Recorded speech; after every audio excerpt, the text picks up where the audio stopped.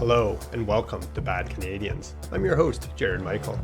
Here at Bad Canadians, we'll attempt to understand Canada's contrarians. We believe contrarians are sometimes the only people holding valuable information the rest of society desperately needs. Alright, it's an exciting day here at Bad Canadians. It's time to release our first episode ever. Before we get into that, I just thought I'd touch on a few things. First and foremost, I just wanted to say a heartfelt thank you to anybody listening to my voice right now. Thank you for listening to Bad Canadians. We really hope to create something of value for you here that keeps you coming back. That's the mission. Let's see if we can do it. I've already recorded my next interview, my next second conversation with longtime Canadian cultural critic Lydia Perovich. We had a fantastic hour-long conversation about her book, Lost in Canada, An Immigrant's Second Thoughts. We kind of touched on the various ideas she feels have come into Canadian culture in the last 10 years that have really taken us off course. And I'll probably be releasing that, I'm thinking, in a couple weeks. I want to give myself a bit of space and time to make this manageable. I do have another Monday to Friday job, a wife, son, family commitments. So I just want to first make this sustainable with the goal of going for a once a week release in the long term, but maybe just starting a little slow here. That said, if you're out there and you have a contrarian take, you feel you have a bit of wisdom that the rest of us are kind of missing, reach out. We have a website, badcanadianspodcast.ca. There's a contact form on there. Fill it out and maybe we can facilitate a conversation and get to a place of some mutual understanding. All right, let's get to today's episode. Very grateful, very excited to be welcoming as the first guest on Bad Canadians, Tristin Hopper.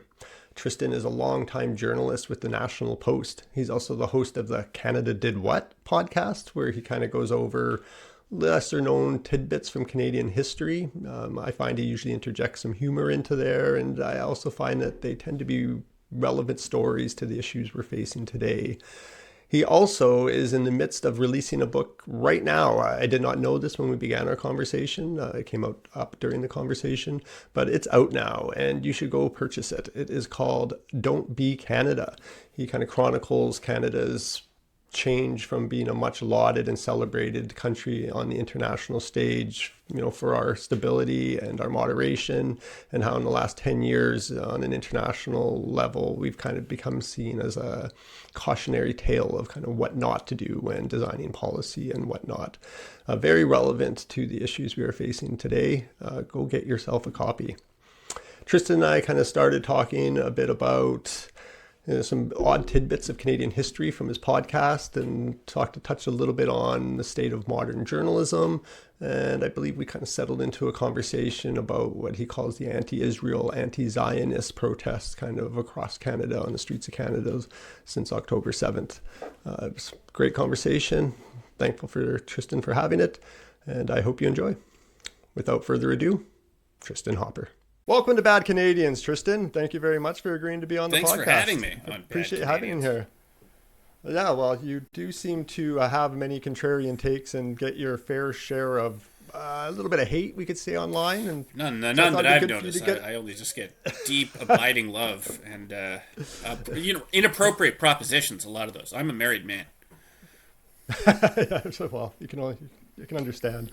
It's I thought it'd be good to flesh out one of your more controversial takes, let's say, give you some time to flesh it out. And that was, I was listening to your podcast recently, and you're putting forth the claim that John Diefenbaker is actually responsible for the death of John F. Kennedy. Thought that was a pretty bold claim. Thought you could dig into it. Yeah, that's one of my least controversial takes. But no, that's not a claim that I made. That's been made by, I'm forgetting who did, but it's cited in the podcast. But anyway, the general thrust of it is, and there's motive actually, because John Diefenbaker arguably lost the election because of, if we're all worried about foreign interference in elections. There was pretty intensive foreign interference. We know that now. There's documentary evidence that the Kennedy administration was very much interested in ensuring that John Diefenbaker lost to Lester Pearson, and really was successful at doing that. But anyway, the crux of it is that while Kennedy was visiting Ottawa, Diefenbaker, who didn't really pick up on social cues, brought him to, I think it was Rideau Hall. I forget where they actually planted it. So you can see this, very impactful tree. It's still there. And he said, well, you have to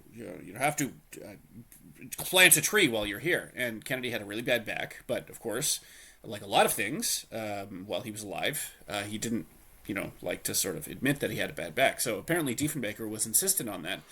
And while he was just digging the hole for this tree, he pulled his back in a way that it never really recovered for the rest of his life. And possibly as a result of that injury in Ottawa, he was wearing a back brace on the day that he was assassinated. So if you watch the Zapruder film, it's very gory. I wouldn't recommend it, but a lot of you have seen it. He's hit by the first shot, which hits him in the chest.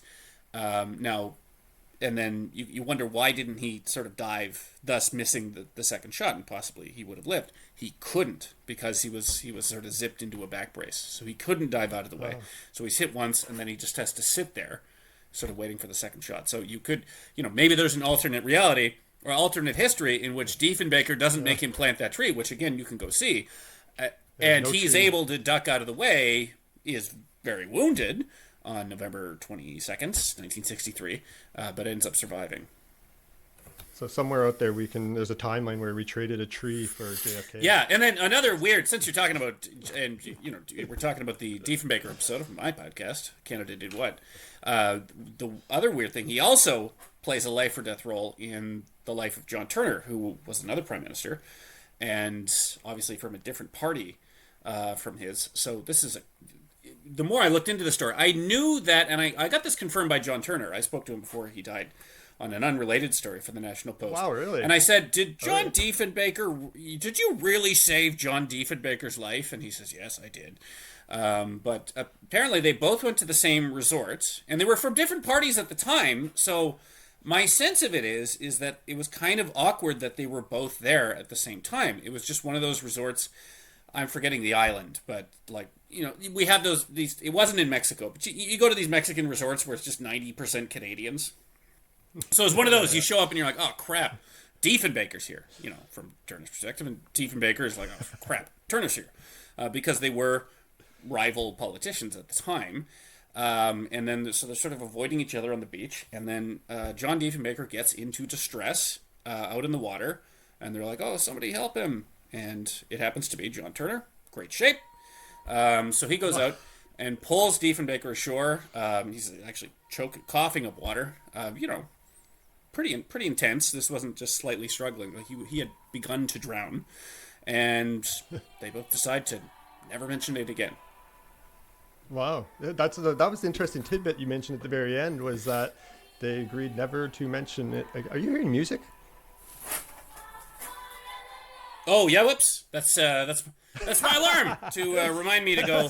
If the alarm goes off, I've missed the podcast. Yeah, I was wondering about that. All right, well, it's good that it went off during the podcast then. Yeah, there's a funny tidbit at the end where they kind of just seem to walk away and not mention it ever again. And it's good that you caught it confirmed. Oh yeah, all these types of things used to happen back. There was probably the worst, the most intense sex scandal there's ever been in Canadian history. It was the Munsinger affair. This was basically someone who had. Never heard of it. There's been a whole bunch of sex scandals in the U.S., but there's really only been one big one in Canada at the federal level, and that was a Munsinger affair. This is a woman with potential ties to East Germany, slept with a bunch of cabinet ministers. Now, not necessarily a prostitute, just for some reason had managed to take a bunch of cabinet ministers to bed. And I was reading newspaper accounts of this at the time. And you had cabinet ministers and opposition ministers saying, well, the real scandal here is that people brought this up to the press. We do all kinds of things in Ottawa, and, you shouldn't bring it up as a matter of public policy. Like, directly saying that. So you can argue whether that's a good thing or a bad thing that you have this omerta all throughout Ottawa that much.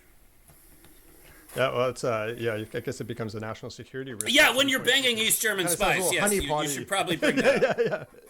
Yeah, it's a little relevant. How long have you been a journalist?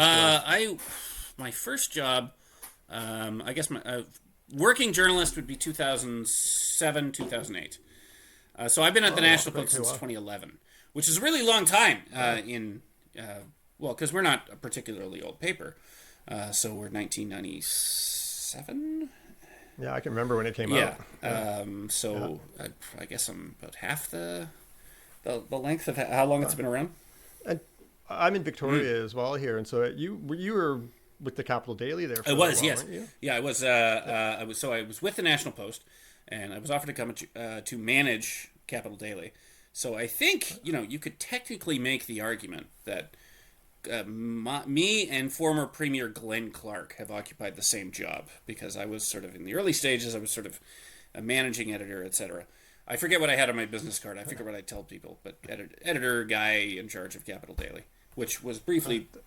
I don't know if Glenn Clark's still in charge, but yeah, I was with Capital Daily. So it had been a newsletter before then, and then I ran it for about a year and a half. The owner, Andrew Wilkinson, who sort of a tech whiz around these parts, was trying to. This was his thing where he was going to try and start start getting getting original reporters. So it was basically a news aggregation newsletter, and then Right. I could talk more about it if I wasn't bound by certain agreements. Right.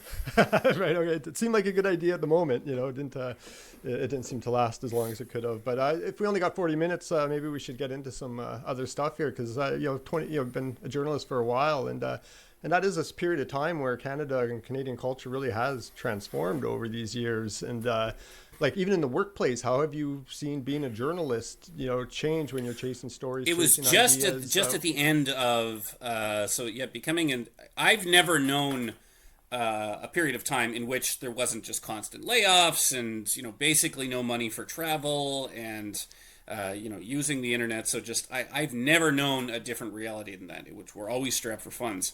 So I was just getting involved with journalism at a point where the majority of the newsroom is guys who remember the golden days, the golden age when you had well, just imagine what it was like in the 1980s. Actually, this is a great example. When I worked for a while.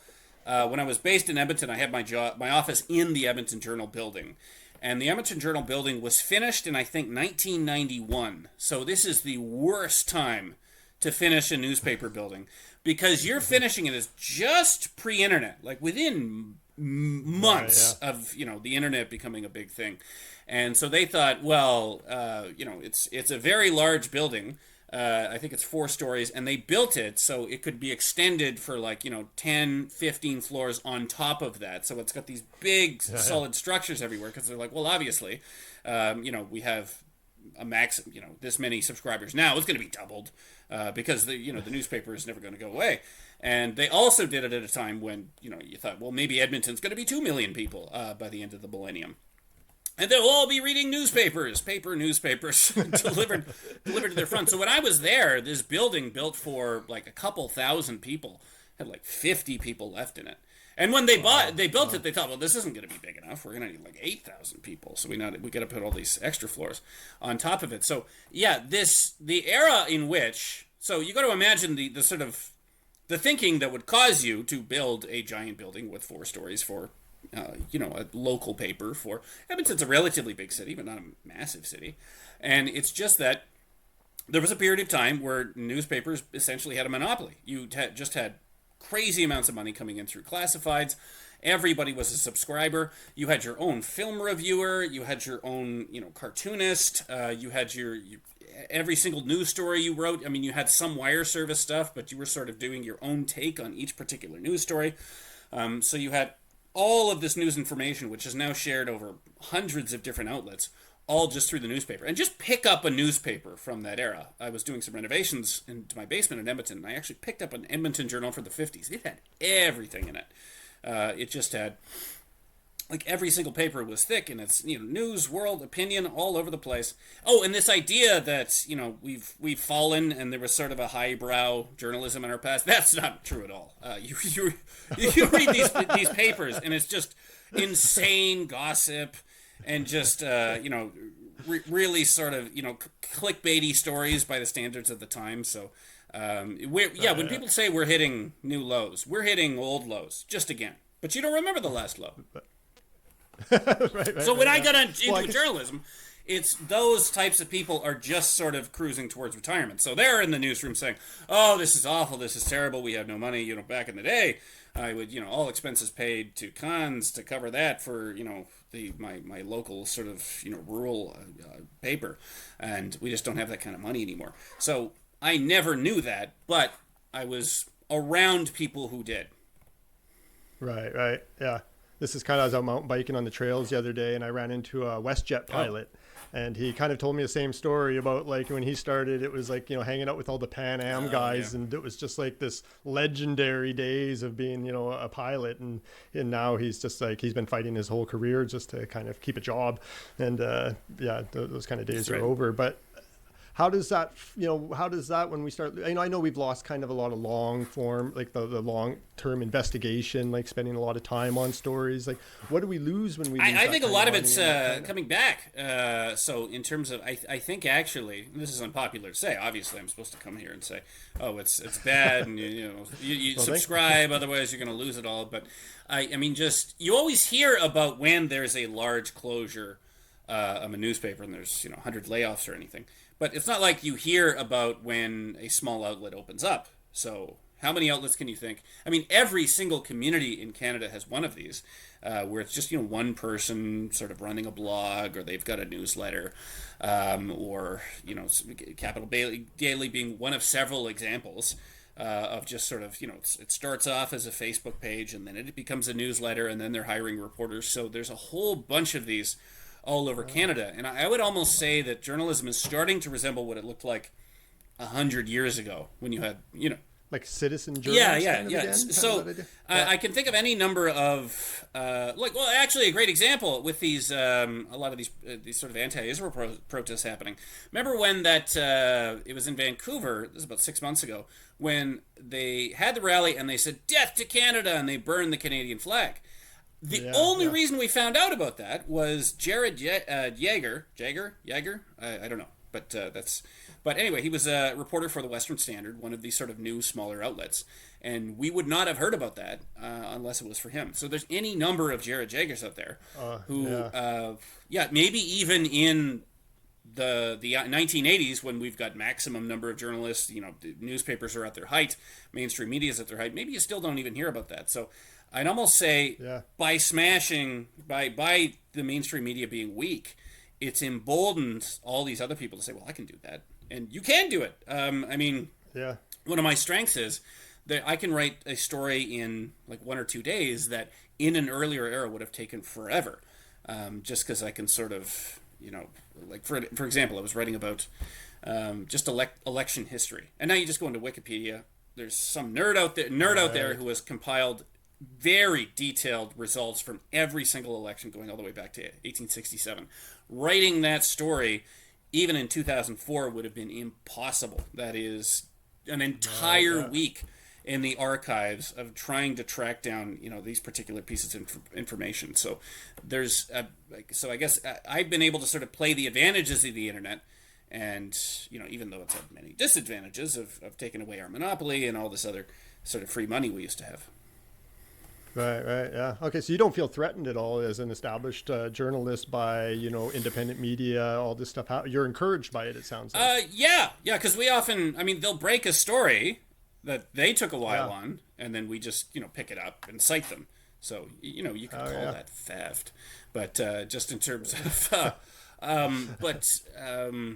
actually, and we can also sort of recruit from these. So I would say a lot of our sort of leading voices, sort of younger voices at the National Post, are people who started out just sort of freelance. Like Adam Zivo being a good example. He was just sort of critical of, he was writing stories critical of sort of drug policy, harm reduction, and he was just sort of publishing wherever he could. And it was originally just sort of small places, like the Hub, or he's going to get in here, and there's any number of these sort of outlets, which you can have a small outlet you've never heard of before. If they get a scoop, that scoop is the top of Reddit. It used to be shared on Facebook, but it's getting shared on social media. So you can have an outlet with no public recognition ever, and it can change the national conversation just by getting picked up. Which imagine, like, okay, so imagine how you would do that in the 90s. Like, there's with only so many outlets to go around. Like, for instance, just getting saying something dumb enough that the entire country hears it. You couldn't do it. Now I can just get on, social media, and then immediately I can say something career-endingly dumb. And back then you couldn't do it. You would just have to call newspapers, agree to an interview. They would have to confirm it. Then you'd have to say the dumb thing. I forget where I was going with this, but anyway, I think this idea that we have less information at our fingertips now than we did at the height of journalism, I just don't think is true. I think we're here. I think we're hearing more now. I'd say the opposite. Yeah, I feel like you just have to look for it harder. Like, if you have I find there's just a ton of information compared to 25 years ago on any subject. You can just dive right deep. Yeah, and in terms of just what we're hearing, because I can think of any number. I can't name any specifics. But where, a political scandal has started. And it started with an anonymous Twitter account. And then it sort of snowballed from there. All of these, back in the old days, it would have been a brown envelope. And if nobody picks up the brown envelope, it never reaches the public. Yeah, I was watching a lot of our local, the Palestinian demonstrations you were mentioning earlier. There was just one woman who was down there uploading on Twitter all the time, Carly or Lola, and she disappeared. I can't find her anymore. I don't know where she went. But there's just a wealth of information that you can just get right there.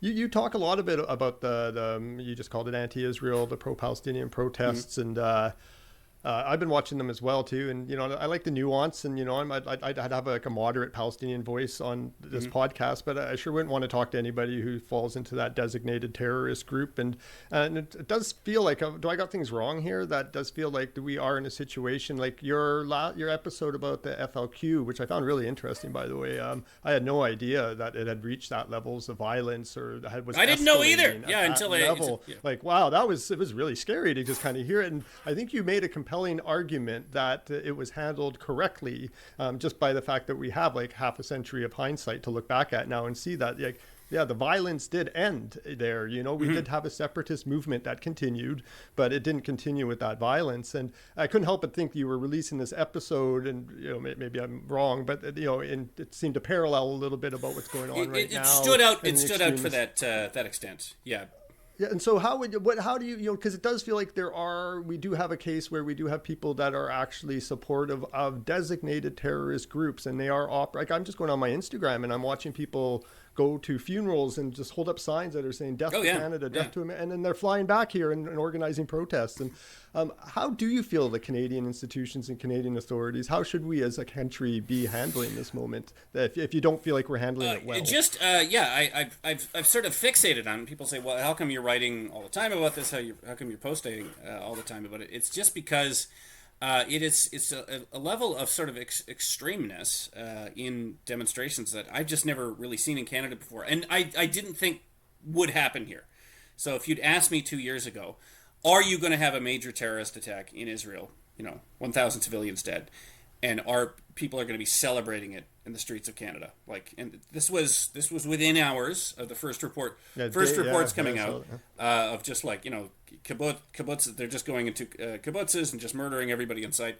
And you had car rallies in multiple cities, people going out cheering this, celebrating it, waving flags, and I've never really gotten over the shock of that. So when you sort of mention moderate Palestinian voices, they're not represented in the people organizing these demonstrations. So when you look at and there's only about 4 or 5 groups, one of which was Samadun, which is now our newest terrorist group. But when you look at who's organizing these demonstrations, who's putting out the literature, who's sort of handing out the signs, the moderate Palestinian voice does not exist in that sphere. All of these groups, and it's a mere matter of scrolling. You just sort of go down the Instagram, and you're going to see, support for, a terrorist. You're going to see a memorial for the leader of Hezbollah. You're going to see these are extremist organizations. And given a pretty free hand in Canadian cities. So, on a regular basis, including here in Victoria, but not to the same extent you've seen in Toronto and Montreal, but you're seeing just large masses of people showing up and saying stuff that maybe they were slightly cagey at the beginning, You'd say like from the river to the sea, Palestine would be free. So if you don't know what that means, you're just like, well, this just sounds like a catchy chant. And what it means, it's very explicitly means we destroy Israel, and there's no Israel left, and all the Jews are kicked out, or we just October 7th them. So maybe there was a bit of caginess at the beginning, but now you're seeing just all of those tent encampments we had last summer at universities, just straight up putting up signs for Intifada. You're playing sort of rebel songs from the sort of Palestinian movement. You're hearing groups like Hamas referred to as the resistance. You're seeing banners put out saying armed resistance is justified. So I would just ask people to imagine if we're in the 1970s or the 1980s and the Troubles are going on, and you essentially have daily rallies of people dressed up like the IRA, and maybe they could also be dressed up like Protestant terrorists as well. But either way, which there was. But anyway, if you just had daily rallies of people, obscuring their faces, saying rebel slogans, the IRA did nothing wrong, and not deviating from that, and never having a moment of in recent days, we've seen there's protests happening in Gaza against Hamas, and you've heard nothing from these organizations against it because they're very much down with the resistance. I would call them anti-Zionist more than pro-Palestinian, because it's at its root you don't like Israel.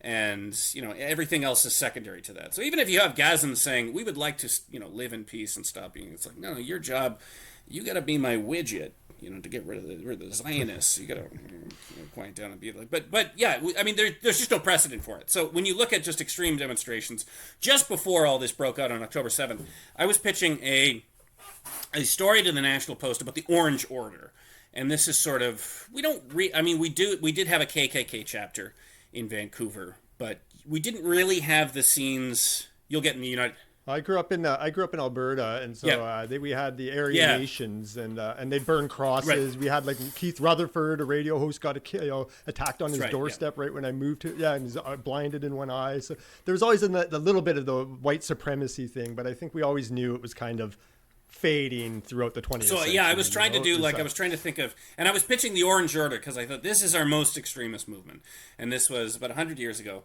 And this was just an openly anti-Catholic organization. So you'd have, orange men's lodges, you'd have parades, and you'd have meetings and say like, how do we deal with all these Catholics? So I was going to do that, and I was just going to do a feature about it. Like, can you imagine that there was a group this extreme? And then within weeks of it coming out, I was like, well, there's no point in doing it because the Orange Order, they don't hold a candle. They just wanted the Catholic sidelines. They didn't want to kill them. Yeah. Just want to defund Catholic school in Canada. Which it's still, when you look at sort of perceptions of religions, it's always everyone hates Catholics. Catholics are just real low, and maybe that's it's our. I mean, they hated Catholics in the States too, but they kind of got over it. But there's still a deep well of Catholic hatred. Now, does that go back to the Orange Order? Who knows? Right. Yeah. So the other side of it, I'd say, is another book I just finished reading was called Truth Be Told. It was written by Selena Robinson, the former BC cabinet minister. Oh, yeah. Was after October. Yeah, and so I read her book. And on the other side of that is just like, there's the extremist movement happening on, but after reading her book, it really, and I've been trying to pay attention, but even after reading her book, it still opened my eyes to what the Jewish Canadian experience is right now in this moment. And it just really feels like when you start going into listening to what the Jewish community is saying and following their Twitter pages and listening to how they're talking to each other, and it's just this feeling that our Canada is just not there for us right now. I spoke at a synagogue about 4 months ago, and despite my appearance, I am not Jewish, and so this is like the fourth or fifth time I've been inside a synagogue, and just to go for a routine talk. So not a lot of people invite me to be a speaker. More people should, but every other talk I've given, essentially no security, but this was you're searching your bag and like really paying attention to security. And this is just, a neighborhood synagogue just having me. There's a cop parked outside in case anything goes wrong. You've got multiple security guards. Everything's getting searched. So we're so used to security theater. I was like, yeah. I'm the speaker. I don't need. And they said, no, we're checking you. And going through it bit by bit, because that is the synagogue that had Molotov cocktail thrown at it. There's been any number of them who've had bullets fired at them in the middle of the night, windows broken. I mean, they're getting threats, they're processing threats. So just seeing that, I'm thinking, like, I haven't ever seen a high security anything like this in Canada. I mean, you go into military bases, you go to CFB Esquimalt, and it's just some hungover commissionaire kind of waving you on. So the fact that sorry, commissioners, but the fact that just a place of worship having, I wasn't recruiting for the IDF or something. This is a very uncontroversial talk from me, and just the fact that they have to prepare at any minute, they have to prepare for a terrorist attack at that level of security. Yeah, it opened my eyes of, like, no one else has to live like this. No, yeah, I think they take this serious. Like, in her book, she references how, most Jewish people have this kind of saying where they say, well, who will hide you? As who's friendly enough to hide? And, and Selena Robinson had this wake up call, she says, where she realized that most of the people she thought would hide her wouldn't hide her, because they didn't even have her back when they pushed her out of the NDP, and people that she thought were lifelong friends just stayed quiet through that whole. And it was a little shocking to hear. And I work outside, and I'm in different neighborhoods all the time, and I still see Ukrainian flags everywhere. And and by all accounts, the public supports Israel as much as, if not more than, the Ukraine at this point. And I never see an Israel flag ever, in someone's window out inside, and like Jewish people are putting caps on over top of their hats because, it's just, and I think it's because people, you're not worried about a Russian bombing your house or attacking, where I think people are genuinely nervous about sticking like an Israeli flag up in their window, because I do think there's a sense that this is more serious. Oh yeah, so we're both in Victoria, and there was one of these demonstrations went outside Pagliacci's. So this is what Victoria is not a particularly Jewish city. We essentially have one Jewish-owned business, and it's it's an Italian restaurant that serves just 3 types of pork in every dish. So. It has a huge Progress pride flag. I mean, it's founded by Howie Siegel, just lifelong, leftist. So this is not, again, this is. I don't know what you're thinking. This isn't huge Jewish flag. Yay IDF in the front. I mean, this is a secular Jewish-run institution, not even particularly Jewish, and because the current owner said some just mediocre solidarity with Israel thing on his Facebook page, they sent a demonstration outside this restaurant and said they were complicit in genocide. So and again, I ask you to think of precedent here. I mean, there is no precedent for this ever in Victoria history, that people are gathering outside a Jewish business and intimidating them. I mean, in Europe, if we were Europeans, we could say, well, it's still not as bad as it used to be, the 30s and the 1940s. But Victorian, we don't do this. There hasn't been a legacy of anti-Semitism or sort of that kind of sort of racial hatred or intimidation. I mean, if you go back to in the colonial days, even before we were part of Canada, when they opened the first synagogue, it's still there, Congregation Emmanuel. On Pandora there? Yeah. It's sort of a brick building. It's actually Canada's oldest synagogue on its original site. There's older congregations, but that's the oldest one where they still go to the same building. And when it opened in the 1860s, I think it's got to be one of the world's only synagogues that was primarily built with non-Jewish money. It was a small, but 50 people in the Jewish community in colonial Victoria. And they sort of went around, people said, the local Masonic Lodge and the local German society said, oh yeah, here, we'll contribute to it. We like the idea of you guys having a synagogue. And when it opened up, there was a big parade through town, brass bands, all these sort of fraternal lodges showing up. The entire town shows up, and the whole point of the parade is, yay, Jews, welcome to Victoria in 1863. So can you and try and imagine how rare that is in just around the world? Yay, we have a synagogue! Yay, hooray for Jews! And you couldn't do that now.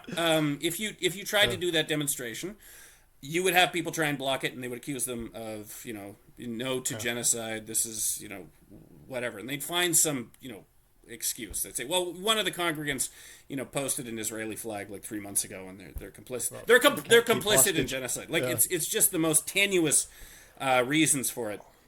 So yeah, you're allowed to sort of notice that something you could do in the 1860s, we've regressed to the point where you can't do it anymore. You should feel bad about that.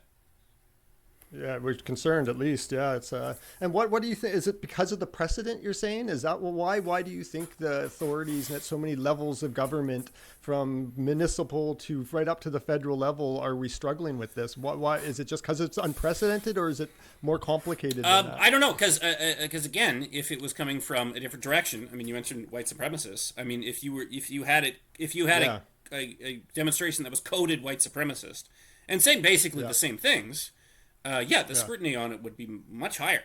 I think so. I mean, just a few weeks ago, I think you had two sort of teenagers. This is in Winnipeg or something, and they stand on the side of the highway, and they're all dressed all in black, giving their Elon salutes or whatever, and police are on them immediately. As they should be, but you'll see a version of that. You'll see guys, in Ottawa, dressed up like terrorists, like wearing the Hamas headband. This just happened last weekend. Covering their faces, saying equally extreme slogans, and the police will be there with their arms crossed. So, as to why this is happening, I mean, to have it happen so consistently for so long, I just think people think, I don't want to get involved. I don't want to be called racist or whatever. So we've just decided, like, this is different than the other extremists.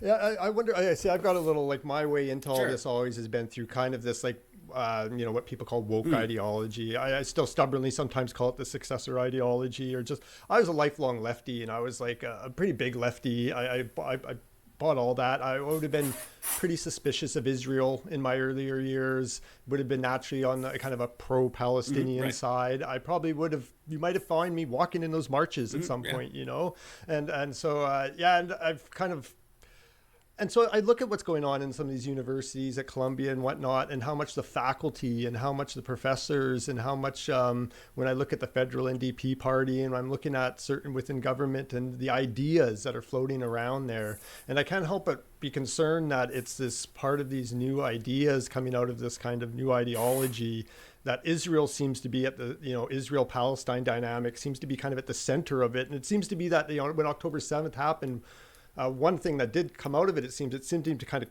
crack that especially down south in America, it seemed to kind of crack that spell a little bit about, wait, what is, some people who are very skeptical about people saying woke suddenly were like, okay, I'm listening now, because they're like, what is going on with Israel here? What is happening in our universities? And it seemed to suddenly change the conversation for a lot of people. And I can't help but still think it's tied into I think it is related. Yeah, because if you look, so-called woke ideology, is just this idea that you sort of have an oppressor and you have an oppressed dynamic, and then everything sort of flows from that.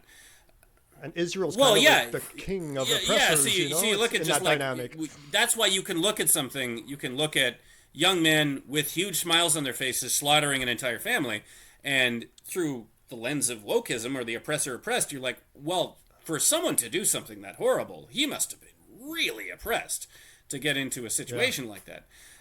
So that's how, you saw people sort of, and I naively thought, okay, even the most, Palestinian waving flag person they can't explain this. Like, we're just going to see a lot of flags down. We're going to see a lot of the exact opposite of that happen. I mean, I honestly thought, if you'd asked me on October 7th what it's going to, I'm going to say, every mosque in Canada is going to have a big flag, a big sign outside that says "not in our name," just like 9/11. That's what's going to happen, and the opposite happened.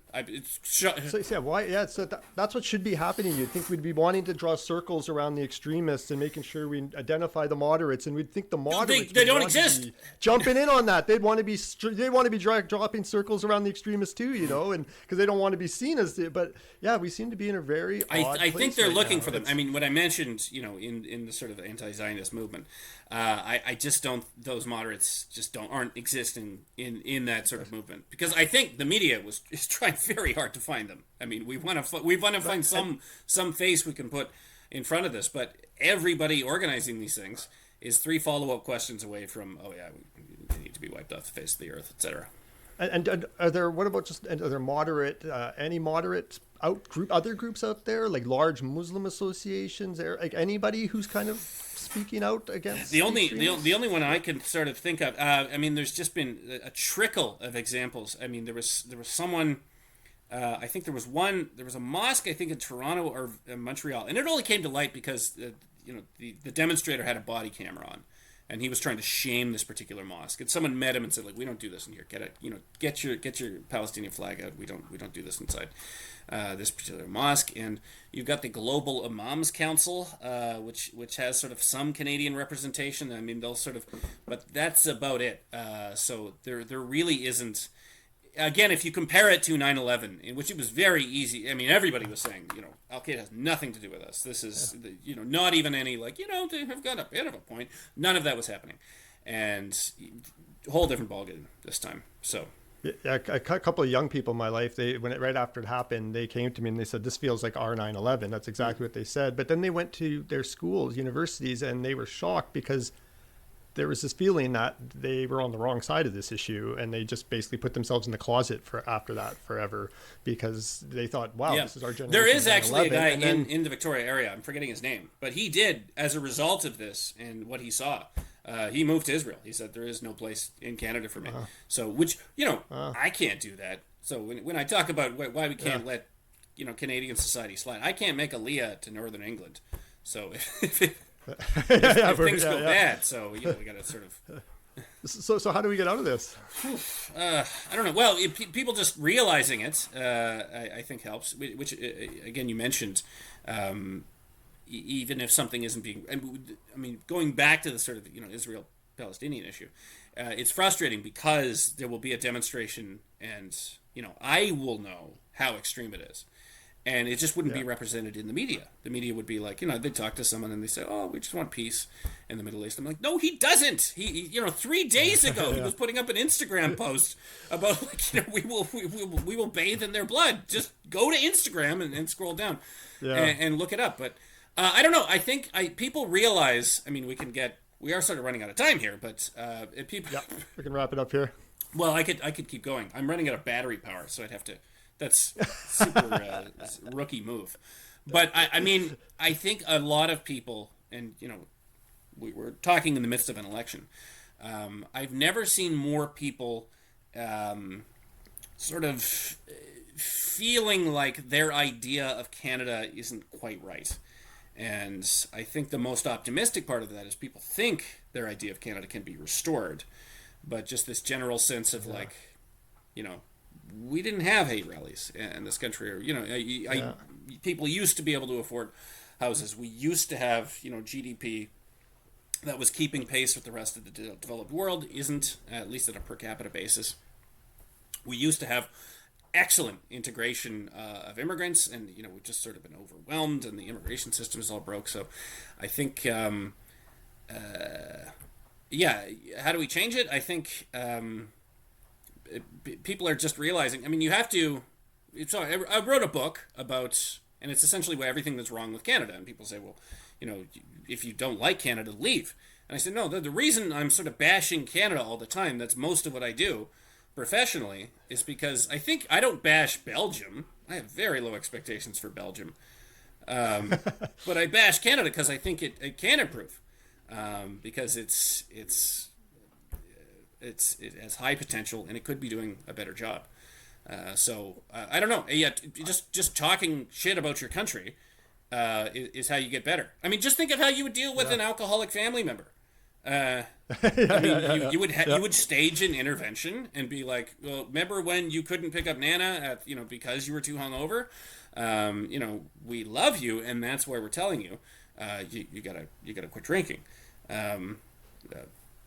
So. Anyway, I don't know if that answers your how to fix things, but my only job, I'm just supposed to point out what's wrong, and it's someone smarter than me is supposed to figure out how to fix things. Because Well, this is a free speech podcast I'm kind of launching, so it is kind of hitting right into that spot where I do truly believe that, I think people who do believe in free speech tend to think it does unlock certain things. We can discuss these things, we can have these conversations, we don't have to punch each other in the face. We can, instead like throw our ideas at each other, and to me it feels like there's a lot of common sense out there, low hanging, that we could be grabbing to get ourselves back on track. It doesn't seem. One thing I've liked about you is I feel that you have such a deep understanding of Canadian history that you put things in context often. Like you'll throw back and see like, well, people say we're so so diverse that we have nothing in common, and you'll harken back to when Canada was first being settled and how just diverse. Oh, I've been thinking about that recently. Yeah, this idea that like all these people can integrate, which you should be worried about integration. But if you go back 100 years ago, just imagine you were filling the prairies with.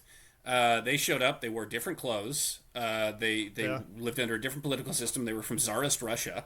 They smelled different, just different diets. So, like when Ukrainians were settling the prairies, they thought, "There's no way these people will ever become Canadians. What are we doing?" And at way higher rates, proportionally, than now. Anyway, that's beside the point. Okay. Well, we're hitting the 45-minute mark here, so I know you need to wrap up here.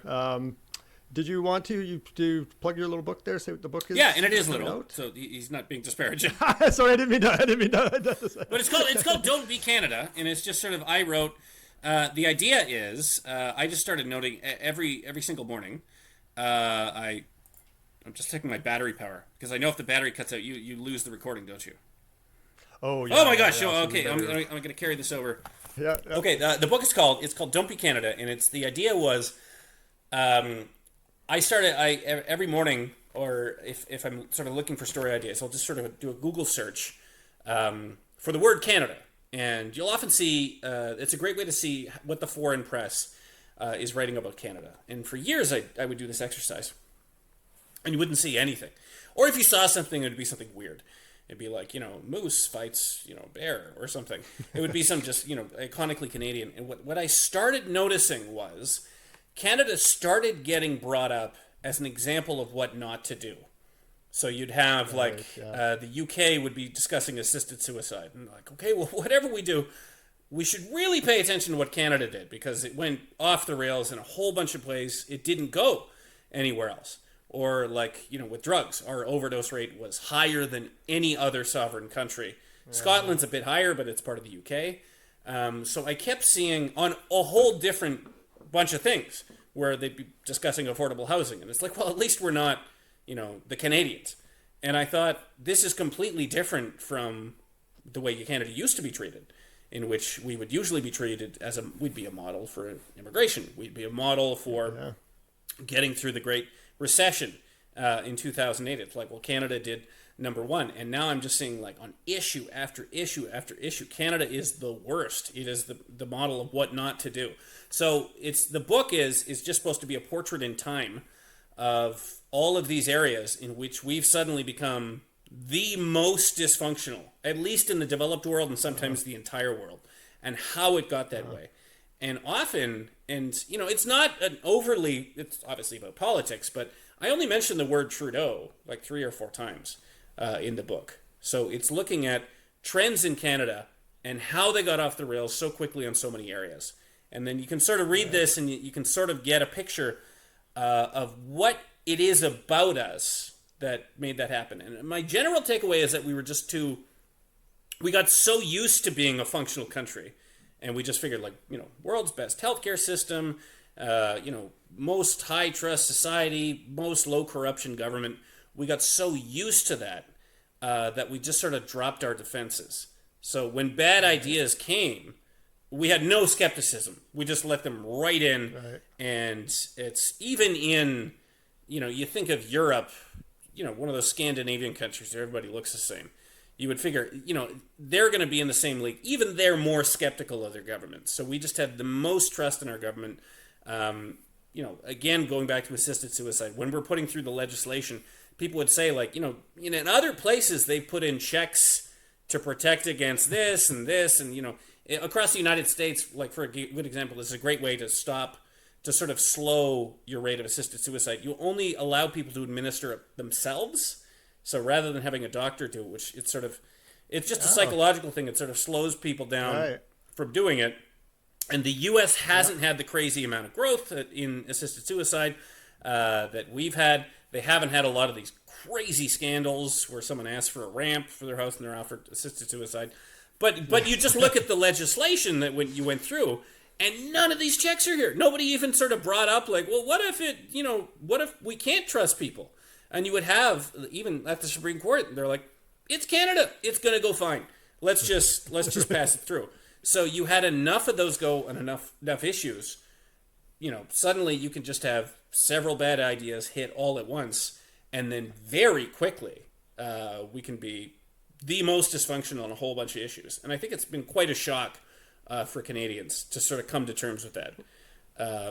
I guess ties into the article I was reading, but I think it was an article I read by you just recently about the divide in this upcoming election, about how the older population is voting Liberal and the younger population is very conservative. And you can see that if something like that happens fast enough, this perfect storm that just descends Canada, well, all the old people who own their homes are doing okay. They don't notice this thing happening, where all the young people like suddenly are like, I have 2 degrees and I'm still living in my parents' basement. I don't know if I'll ever own a home. So you got old people saying like, it's Canada. What could possibly be wrong with Canada? And like, they're just not believing it. I mean, their kids will tell them like, no, I cannot under any circumstances own a home. And, I've inhaled crack smoke on the bus like twice in the past month. And they're like, nah, it just doesn't sound right. I think it's just... Yeah, now the old person, now they have like Donald Trump, this shiny object to stare at. And, it's like, damn. Like, So anyway, the book it's written to be accessible. It's not written to be some just, right-wing screed. And it's slightly funny because it is, it seems very serious now. But a lot of the sort of more ridiculous elements of this, with hindsight, we may look back and laugh. Like that teacher with the giant oversized breasts. There's been enough of those that have happened that we live in a very absurd version of Canada right now. Well, I look forward to the book. I'll definitely read it, and I like how you often I always have humor kind of interjected throughout your writings, which I always. Well, I appreciate you having me on, and yes, sorry about the poor production. Thank you very much for coming on. Hey man, it worked out perfectly. Okay. I'm 100% happy. So yeah, we'll just conclude here. We'll say goodbye to you if you don't mind staying on the line. Yes, of course. Yes. A few things, but yeah, thank you again very much, Tristin. And where can people find you if they want to look? Go to the National Post, subscribe, and peruse the ads around the site. All right. Okay. Well, great. Thank you very much. And hey, have you a too. good night. Thank you for listening to Bad Canadians. This has been a Diamond in the Rough production.